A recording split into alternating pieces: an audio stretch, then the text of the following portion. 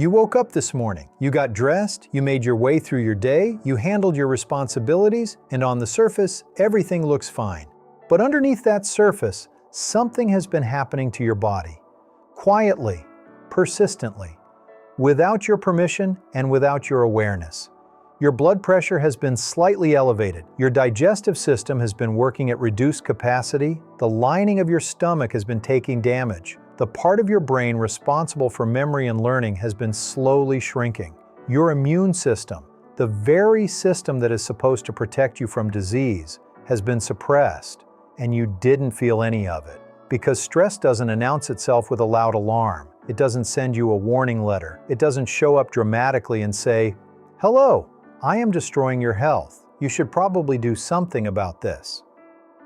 It is quiet, it is patient, and it has been working on your body far longer than you realize. Today we are going to open that curtain. We are going to look clearly, honestly, and without sugarcoating at exactly what stress is doing to your body right now. Not what it might do someday. Not what it does to other people. What it is doing to you right now. Today. By the end of this video, you will never look at stress the same way again. And more importantly, you will know what to do about it. Let's get into it. Let's start at the very beginning, because before we can understand what stress is doing to your body, we need to understand what stress actually is. And I'm not going to give you a textbook definition. I'm going to explain it the way it actually works inside you. Stress is your body's survival response. Full stop. When your brain perceives a threat, any threat, real or imagined, physical or emotional, it triggers a cascade of biological events designed to keep you alive. This is called the stress response, and it is one of the most powerful and sophisticated systems in the human body. Here is what happens in the first few seconds of a stress response. Your brain's alarm center, the amygdala, fires a distress signal. That signal reaches the hypothalamus, which acts like a command center. The hypothalamus immediately sends orders to your adrenal glands, two small organs sitting on top of your kidneys, to release stress hormones. The two primary stress hormones are adrenaline and cortisol. Adrenaline acts fast. Within seconds, your heart beats faster, pumping more blood to your muscles. Your breathing speeds up to take in more oxygen. Your blood sugar spikes to give you instant energy. Your pupils dilate to sharpen your vision. Pain sensitivity drops so that even if you're injured, you can keep moving. Cortisol follows. It sustains the response, it keeps your energy up, sharpens your focus, and tells non-essential systems like digestion, reproduction, and immune function to stand down. Because when you are running from danger, digesting your lunch is not a priority. This response is nothing short of brilliant. For acute, short-term threats, it saves lives. The problem, and this is the heart of everything we're going to talk about today, is that your brain cannot reliably distinguish between a physical threat and a psychological one. It cannot tell the difference between a lion and a difficult boss, between a fire and a financial problem, between a predator and a performance review. The biological response is the same. The hormones are the same. The physical impact on your organs and tissues is the same.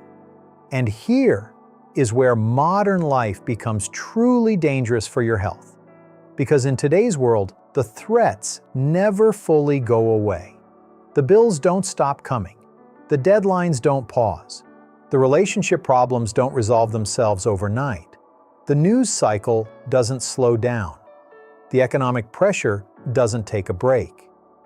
Which means for millions of people, the stress response is not an occasional event. It is a permanent state of being, and a body designed to handle short bursts of intense stress is being asked to carry that load every single hour of every single day. That is where the damage begins. Let's talk about your heart first, because this is where the consequences of chronic stress are most immediate and most life-threatening. Every time your stress response activates, your heart rate increases and your blood vessels constrict. That is by design. It pushes more blood to your muscles so you can fight or run. In the short term, that is exactly what your body needs. But when stress is chronic, when this is happening day after day, week after week, the constant pressure on your cardiovascular system begins to cause damage. Your blood pressure stays elevated even when nothing stressful is actively happening. And chronically elevated blood pressure is one of the leading causes of heart attack and stroke worldwide. The stress hormone cortisol, when it remains elevated over long periods, causes inflammation in the walls of your arteries. That inflammation creates tiny injuries inside the vessels. And your body, trying to repair those injuries, builds up plaque. Over time, that plaque narrows your arteries, a condition called atherosclerosis, and dramatically increases your risk of a heart attack.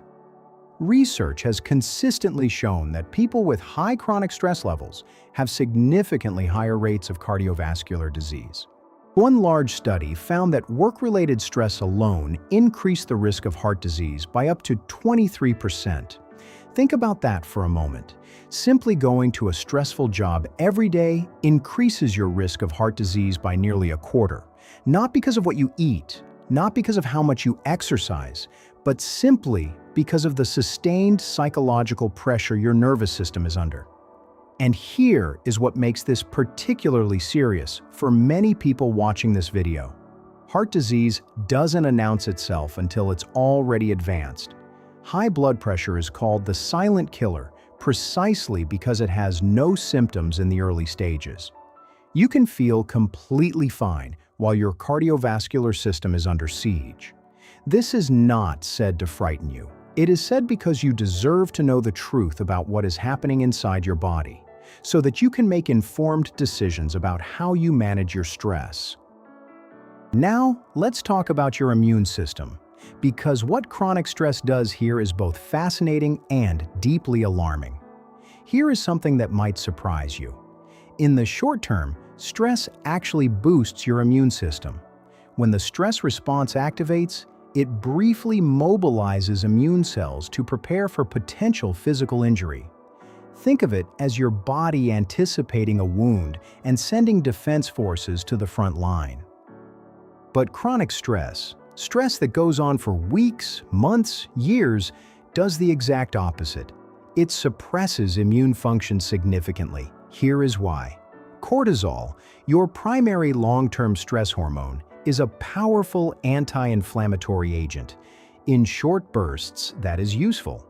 But when cortisol is elevated chronically, it begins to suppress the production and function of your immune cells, specifically your T cells and natural killer cells, which are your body's primary weapons against viruses, bacteria, and cancer cells. This is why you get sick more often when you're under prolonged stress. This is why that cold that everyone else got over in 3 days keeps you down for 2 weeks. This is why wounds heal more slowly when you're chronically stressed. This is why some people develop autoimmune conditions, and where the immune system, dysregulated by chronic stress, begins attacking the body's own tissues. The research here is striking. A landmark study by psychologist Sheldon Cohen found that people under high chronic stress were significantly more likely to develop a cold when exposed to a cold virus than people under low stress, regardless of other health factors. And the immune suppression caused by chronic stress doesn't just make you vulnerable to common illnesses. Research suggests it may also play a role in cancer progression because a weakened immune system is less effective at identifying and destroying abnormal cells before they develop into tumors. Your immune system is your body's army. Chronic stress is quietly discharging your soldiers. What stress does to your brain is perhaps the most alarming chapter in this entire story, and it is the one that people talk about the least. Let's start with memory. You may have noticed that during highly stressful periods of your life, your memory gets worse. You forget things you would normally remember. You struggle to concentrate. Your thinking feels foggy and slow. You walk into a room and forget why you went there. This is not just you being distracted. This is your brain physically changing under the influence of cortisol. Your hippocampus, the region of the brain most responsible for memory formation and learning, is extremely sensitive to cortisol. In short bursts, cortisol actually sharpens memory, which is why you remember vividly where you were during a traumatic or frightening event. But with prolonged exposure to high cortisol levels, the hippocampus literally shrinks. Research using brain imaging has shown that people with chronic stress and stress-related conditions have measurably smaller hippocampal volumes than people without. Smaller. The structure itself has physically reduced in size. This means chronic stress doesn't just make you forgetful. It structurally alters your brain. And it goes further than memory. The prefrontal cortex, the part of your brain responsible for rational thinking, decision-making, impulse control, and emotional regulation, also becomes less active under chronic stress. This is why stressed people make worse decisions. Why they struggle to think clearly under pressure. Why they are more impulsive, more reactive, more emotionally volatile. Meanwhile, the amygdala, your brain's fear and threat center, becomes more active and more sensitive. It grows, it strengthens, it becomes faster and more aggressive at detecting threats. So the more chronically stressed you are, the more easily threatened you feel, and the harder it becomes to calm down. It is a devastating feedback loop. Chronic stress essentially rewires your brain to be more fearful, less rational, less capable of learning, and less able to regulate emotion. And perhaps most sobering of all, emerging research suggests that chronic, severe stress is a significant risk factor for the development of depression, anxiety disorders, and in later life, dementia. Your brain is not separate from your body. What stress does to one, it does to the other. Here is something that surprises almost everyone when they first hear it. Your gut has its own nervous system. It is called the enteric nervous system, and it contains over 100 million nerve cells, more than the spinal cord. Scientists have started calling the gut the second brain, not as a metaphor, but as a biological reality. Your gut and your brain are in constant two-way communication through what is called the gut-brain axis, a superhighway of nerves, hormones, and chemical signals connecting your digestive system directly to your central nervous system. This means that stress doesn't just affect how you feel emotionally. It directly and immediately affects how your gut functions. When the stress response activates, digestion slows down or stops entirely. Because, as we said, your body considers digestion a non-essential function in a crisis. Blood is redirected away from the digestive organs and toward the muscles. Gut motility, the rhythmic contractions that move food through your intestines, is disrupted. In the short term, this might mean nausea, loss of appetite, or an uncomfortable feeling in the stomach before a stressful event. Most of us have felt that. The knot in the stomach before a difficult conversation or a high-stakes presentation. But in the long term, the consequences are far more serious. Chronic stress damages the lining of the gut.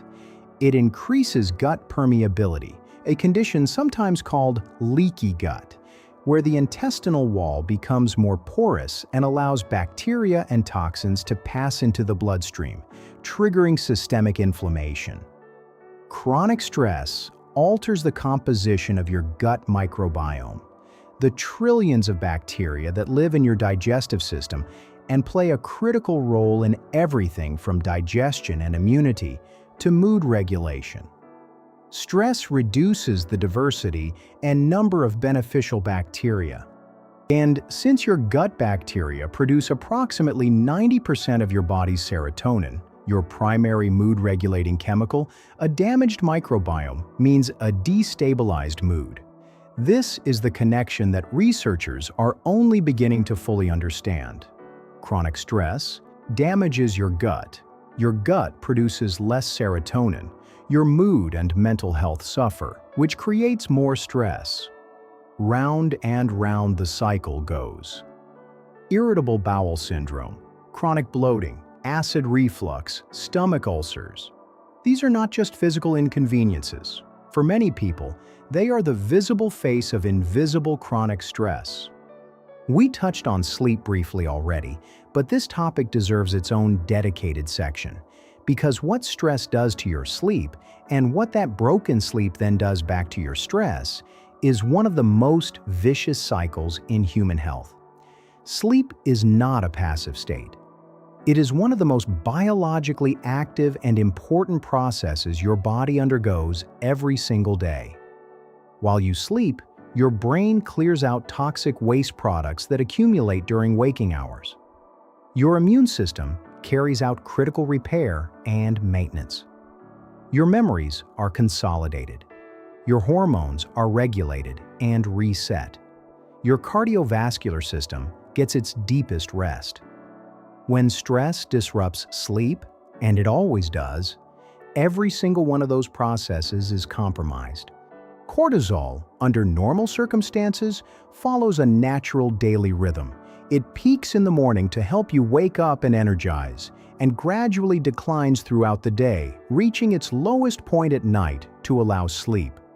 But when you're chronically stressed, that rhythm is disrupted. Cortisol remains elevated into the evening and night, keeping your mind alert, your thoughts racing, your body in a state of low-level vigilance precisely when it should be winding down. You lie in bed exhausted, but you cannot sleep. Or you fall asleep, but wake at 2 a.m. or 3 a.m. with your mind already running. Or you sleep for 8 hours but wake feeling completely unrefreshed because the stress hormones prevented you from reaching the deep, restorative stages of sleep your body desperately needs. And here is the cruel part. Sleep deprivation directly increases cortisol production the next day. So, the stress makes the sleep worse, and the worse sleep creates more stress hormones, which make the next night's sleep worse still.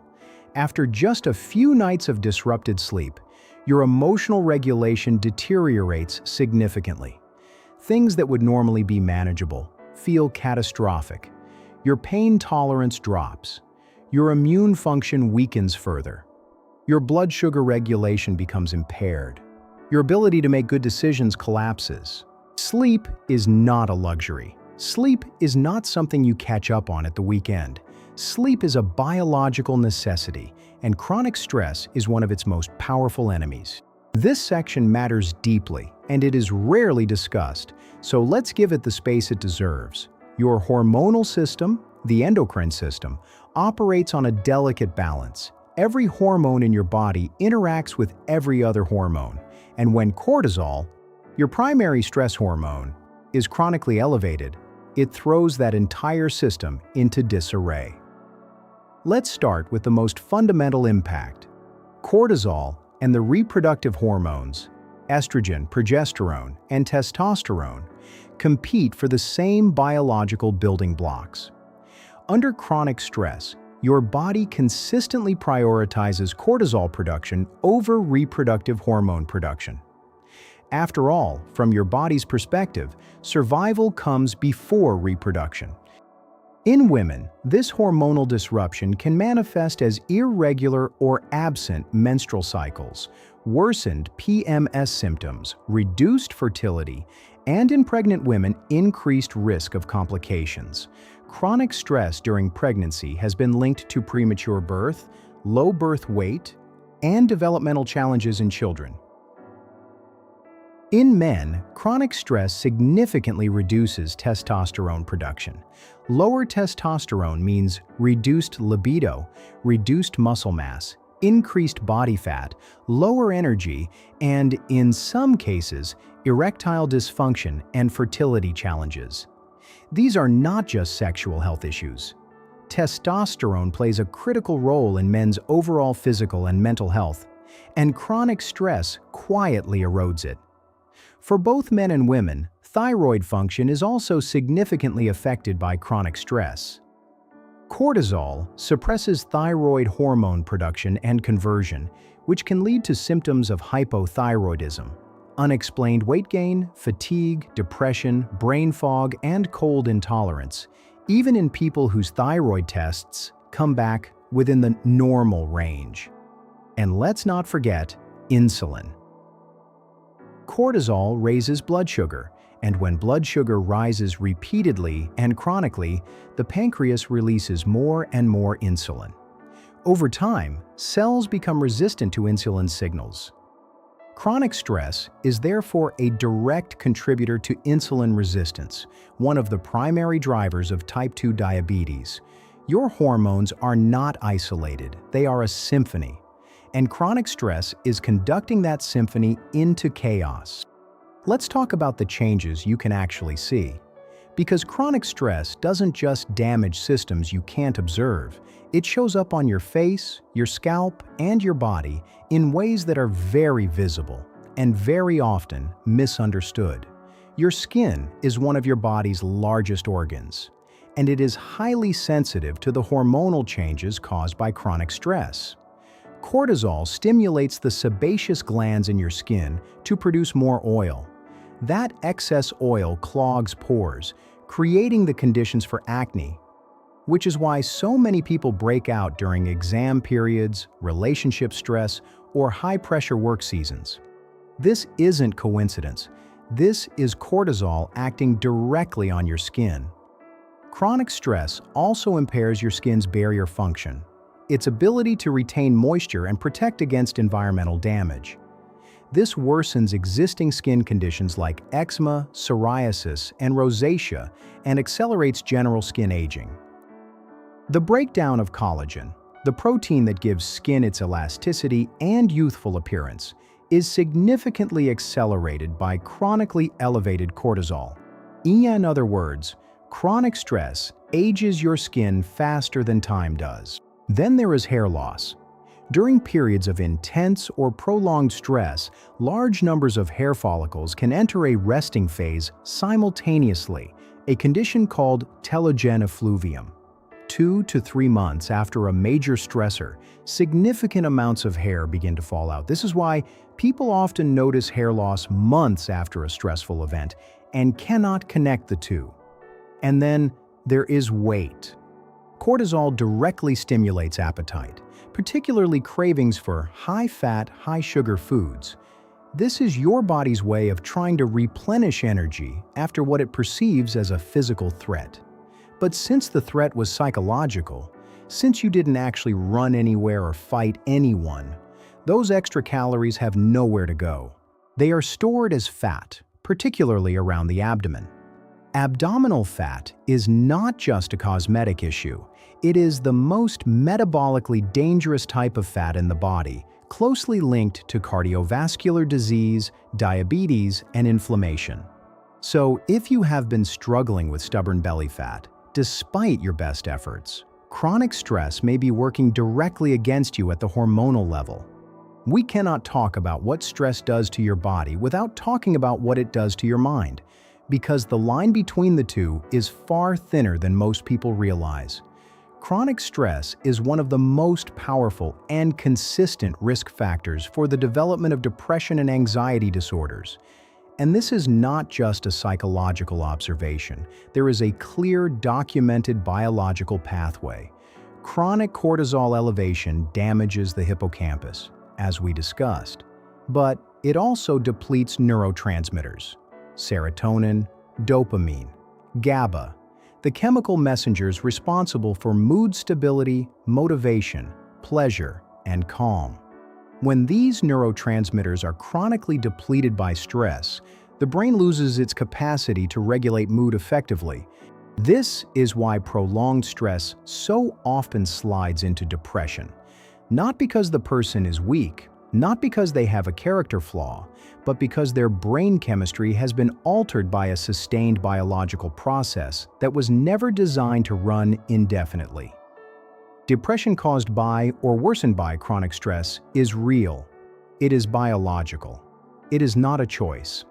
And it deserves to be treated with the same seriousness as any other physical health condition. Similarly, chronic stress sensitizes the amygdala, heightening the brain's threat detection system, which is precisely the neurological foundation of anxiety disorders. The more stressed you are over time, the more anxious you become. Not as a personality trait, as a biological consequence. And it goes further. Chronic stress has been linked to burnout, a state of complete physical and emotional exhaustion that goes beyond tiredness and requires significant recovery time. It has been linked to post-traumatic stress disorder when the stressors are severe enough. And emerging research is drawing increasingly strong connections between chronic stress and the development of serious mental illness. Your mental health is not separate from your physical health. They are one system, and stress attacks both simultaneously. Everything we have covered today could feel overwhelming. So let's end where it matters most, with what you can actually do. Because here's the truth: chronic stress is not inevitable. It is not just how life is. The damage it causes is real, but so is your body's capacity to heal when the conditions change. The first and most powerful tool is controlled breathing. This is not a soft suggestion. This is hard science. Slow, deep breathing, specifically with a longer exhale than inhale, directly activates the vagus nerve, which triggers your parasympathetic nervous system. That is your body's built-in recovery system, the physiological off switch for the stress response. Try this right now if you want. Breathe in slowly for 4 counts. Hold for 2. Breathe out for 6. Do that 3 times. You will feel a measurable shift because you just directly intervened in your own nervous system. The second tool is movement. Exercise is one of the most potent stress reduction interventions known to science. It burns off excess stress hormones, literally the way they were designed to be burned off. It increases BDNF, a protein that helps repair and grow new brain cells, including in the stress-damaged hippocampus. It boosts serotonin and dopamine. It improves sleep quality, and it reduces baseline cortisol levels over time. You do not need a gym. You do not need an hour. 20 minutes of brisk walking, done consistently, produces measurable reductions in stress hormone levels. The third tool is sleep protection. Given everything we now know about what sleep deprivation does in the context of chronic stress, protecting your sleep is not optional. It is medical. Create a consistent sleep schedule. Reduce screen exposure in the hour before bed. Keep your sleeping environment cool and dark. Avoid caffeine after 2 p.m. These are not lifestyle preferences. These are evidence-based interventions for one of the most damaging consequences of chronic stress. The fourth tool is social connection. Human beings are neurologically wired for connection. Genuine, meaningful social interaction triggers the release of oxytocin, a hormone that directly counteracts cortisol. Loneliness, conversely, is one of the most powerful amplifiers of chronic stress. Talk to people, not just about practical things, about real things, about how you're actually feeling. The research on this is unambiguous. Social connection is one of the most powerful buffers against the physical damage of stress. The fifth tool is professional support. If what you've heard in this video resonates deeply, if you recognize that you have been living under chronic stress for a long time, please consider speaking to a doctor, a therapist, or a counselor. This is not weakness. This is the same logic as going to a doctor for a physical illness. Chronic stress is a health condition. It responds to treatment, and you don't have to manage it alone. And the sixth tool, and I want to be very direct about this, is reducing the source. All the breathing exercises and walks in the world cannot fully compensate for a life situation that is generating chronic, unrelenting stress. Sometimes the most important health decision you will make is to change something, a job, a relationship, a living situation, a pattern of thinking that is slowly costing you your health. You are not designed to just cope better and better with worse and worse conditions. Sometimes the answer is not management. Sometimes the answer is change. We have covered a lot of ground today. we talked about what stress does to your heart, quietly elevating your blood pressure and inflaming your arteries. What it does to your immune system, suppressing your body's defenses against illness and disease. What it does to your brain, shrinking memory centers, disrupting rational thinking, rewiring you toward fear. What it does to your gut, damaging your digestive lining and depleting the very bacteria that produce your mood-regulating chemicals. What it does to your sleep, keeping your nervous system on alert when it desperately needs to rest. What it does to your hormones, disrupting your reproductive system, your thyroid, and your blood sugar regulation. What it does to your skin, your hair, and your weight. And what it does to your mental health, laying the biological groundwork for depression, anxiety, and burnout.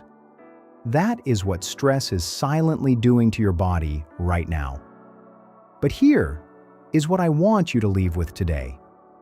Your body is extraordinary. It is resilient in ways that science is still discovering. The damage caused by chronic stress is real, and so is your body's capacity to repair, recover, and rebuild when given the right conditions. You are not beyond help. You are not too far gone. You are a human being with a nervous system that was never designed for the relentless pace of modern life. And recognizing that is not failure. It is clarity. Take care of your body. Take care of your mind. They are the same thing. And if this video gave you something today, a new understanding, a moment of recognition, a piece of information that finally made something click, please share it with someone who needs it. Because someone in your life is carrying stress they don't fully understand, and understanding is where healing begins. Thank you for watching the Health Sketchpad. I'll see you in the next one.